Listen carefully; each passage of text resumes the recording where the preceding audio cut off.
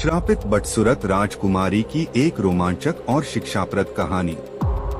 बहुत समय पहले की बात है। एक दूर राज्य में एक सुंदर और खुशमिजाज राजकुमारी रहती थी जिसका नाम रत्नप्रिया था। उसकी सुंदरता और बुद्धिमानी की दूर दूर तक चर्चा थी, लेकिन उसकी एक आदत थी जो उसे परेशानी में डालने वाली थी।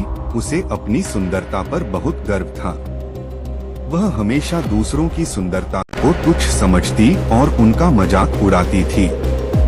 एक दिन एक बूढ़ी महिला राजमहल में आई और उसने राजकुमारी से पानी मांगा। राजकुमारी ने उस महिला को देखकर ठहाके लगाते हुए कहा, इतनी कुरूप, क्या तुम्हारे पास पानी खरीदने की भी ताकत नहीं है? वह बूढ़ी महिला कोई और नहीं बल्कि एक शक्तिशाली जादूगरनी थी जो गरीबों की मदद करने के लिए बदल कर आई थी। राजकुमारी का मजाक सुनकर जादूगरनी बहुत क्रोधित हुई और उसने कहा, तुम्हारे इस अभिमान ने तुम्हें अंधा बना दिया है। अब तुम उसी रूप में जियोगी जैसा तुम दूसरों को समझती हो। इतना कहते ही जादूगरनी ने राजकुमारी को श्राप दे दिया। राजकुमारी की सुंदरता एक पल में गायब हो गई और वह एक बदसूरत कुरूप स्त्री बन गई।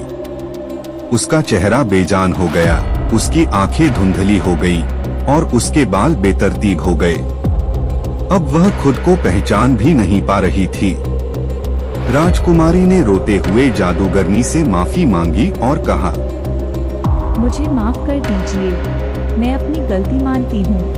मैंने अभिमान में आकर आपकी अवहेलना की। जादूगरनी ने कहा, इस श्राप से छुटकारा पाना आसान नहीं होगा, लेकिन एक तरीका है।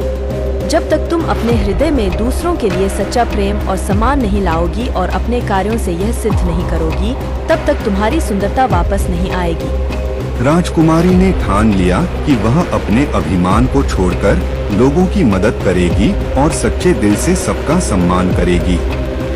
अगले दिन से ही उसने राजमहल छोड़ दिया और गांव में रहने लगी।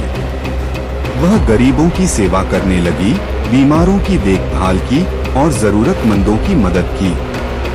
धीरे धीरे उसके व्यवहार में परिवर्तन आने लगा और लोग उसकी दयालुता की प्रशंसा करने लगे। कई महीनों के बाद जब उसने पूरी तरह से अपने अभिमान को त्याग दिया और सभी से प्रेम और करुणा से पेश आने लगी, तो जादूगरनी फिर से उसके सामने प्रकट हुई। उसने कहा, तुमने सच्चे हृदय से अपनी गलती सुधारी है। अब मैं तुम्हें तुम्हारी सुंदरता वापस देती हूँ। राजकुमारी की सुंदरता फिर से लौट आई, लेकिन अब वह न केवल बाहर से सुंदर थी बल्कि अंदर से भी एक दयालु और विनम्र व्यक्ति बन गई थी। शिक्षा: इस कहानी से हमें यह सीख मिलती है कि बाहरी सुंदरता का कोई मूल्य नहीं होता यदि हमारे दिल में अभिमान और दूसरों के प्रति अनादर हो। असली सुंदरता सच्चे दिल और विनम्रता में होती है। Please like, share and subscribe our channel to learn more.